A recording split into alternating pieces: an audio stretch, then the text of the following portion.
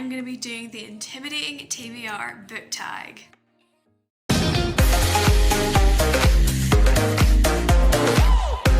Hey G, and welcome back. Today, as I said, I'm going to be doing the Intimidating Tbr... Something fell from my window.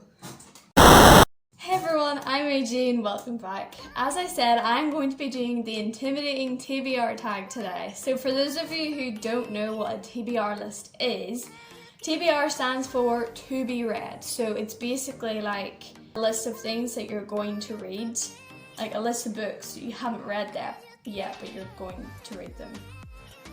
I'm so bad at explaining things. Also, a tag in booktube is basically, I just found this out recently, a tag is like a thing that you do, kind of like a hashtag kind of chain where you like tag someone else and you answer certain questions on like the books that you read, your reading habits, stuff like that. So today I'm going to be doing the Intimidating Tbr Tag, which is basically a tag all about your TBR list, your to be read list.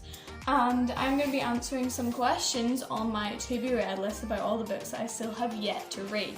I have them here in my trusty notebook. This is my YouTube notebook that I use for all my YouTube videos. So I have like loads of different plannings right here. So I'm going to be answering the questions from this notebook.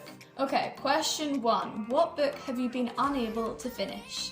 Alice's Adventures in Wonderland. I started this book for a reading vlog. I think it was reading vlog number 2, so my second reading vlog, and I started reading it because I thought it would like set the mood for that certain reading vlog, and I never actually continued reading it because I found it kind of boring, to be honest.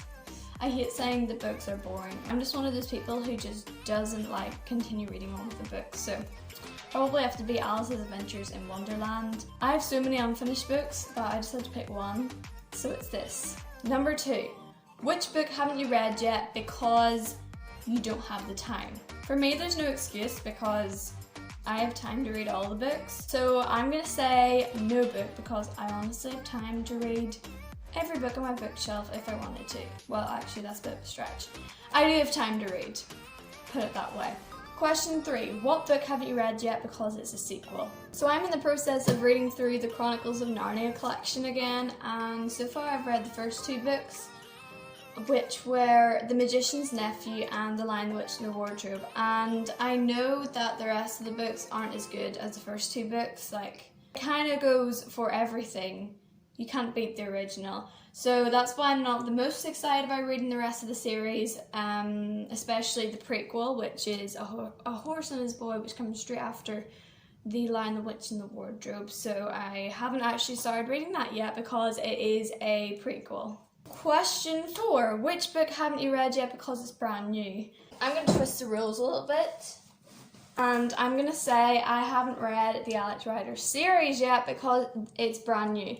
I've read the first 2 books, which were Stormbreaker, Point Blank and Skeleton Key, but I've yet to read the rest. I got these really recently. I got them like a couple months ago for Christmas, on Christmas Day, Christmas 2020, and I still haven't finished reading them all. Which book haven't you read yet because you read a book by the same author and didn't enjoy it? So I'm trying my best to read my sister's book, King of the Cloud Forest, but she isn't actually letting me because it's her book, so I'm gonna struggle reading this book anyway. But also it is written by Michael Mapergo, and I know most of his books are like, I'm not like the biggest fan of Michael Mapergo. Like, we had to read his reading books for school and I just know they're always so sad and have sad endings, but I want to start reading more of his books now because I'm actually starting to enjoy them a little bit more than I did a couple of years ago. So this is the book that I'm wanting to read. Michael Mapergo, King of the Cloud Forests. Which book haven't you read yet because you're just not in the mood to read it? A Wrinkle in Time. I found this lying around in my garage, and I think it was a book that I'd taken home from primary school, but I still have it. Hopefully my teachers aren't watching this. I started reading up to about chapter 3 of it, and now I don't want to finish it because I'm just not in the mood for fantasy right now.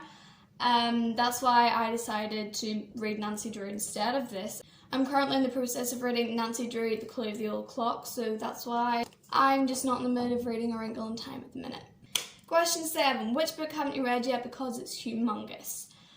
So before all this, I finished Anne of Green Gables, and that was like the biggest book like I've ever read. Like, it was so thick and chunky, and I think for me that probably would have been the answer to that question. But we're not reading Anne of Green Gables at the minute, so it would probably have to be The Wind in the Willows. This isn't necessarily a big book, but I think it feels like a big book because with every page you read, it's kind of hard to understand, so you have to like concentrate on it each page.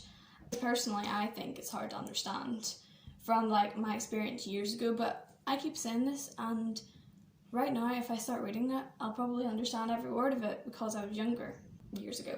But from my experience, this is quite hard to understand this book, so it'll seem like a big book because you have to concentrate on every last word. Number 8, which book did you buy just by its cover? For this, I have 2. I have Evie's War by Holly Webb and Spectacular Superstar by Rachel Renee Russell. I'm going to start with Evie's War because I got this book at a Scholastic book fair, so it's basically just a book fair that comes to your school and you can buy books from it. And I saw this book and it said Evie's War on it, so I saw the word war for a start, so I was like, oh, it's a war story.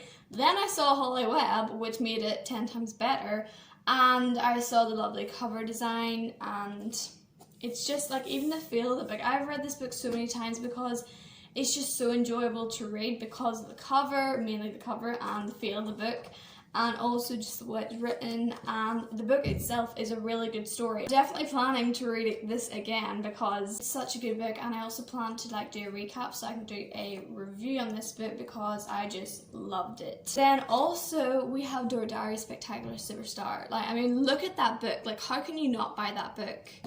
It's a hardback as well, and it's just so glittery. Also, this is the latest Door Diaries book, and I've read the whole series so many times wanting a new book, and finally we got it. We got our new book.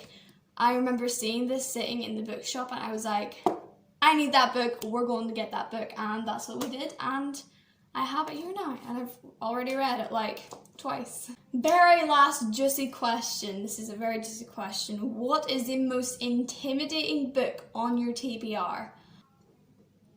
I would probably say like any classic that I have on my TBR would probably be the most intimidating. But for me, I think A Wrinkle in Time, because I don't know how I'm going to get back into reading this book after like reading the first couple of pages and then stopping it because I've tried reading it so many times. And in the Willows, I've already said my reasons in so many videos and in this video, so you can go back and replay this video if you really want to hear it, but I'm not going to say it again. I'm just going to say these 2 books are probably the most intimidating books on my TBR. That's the end of today's video. Now that you've heard all the juicy information about my TBR, why don't you go ahead and click the like button down below and subscribe to my channel. And I will see you next time. Bye!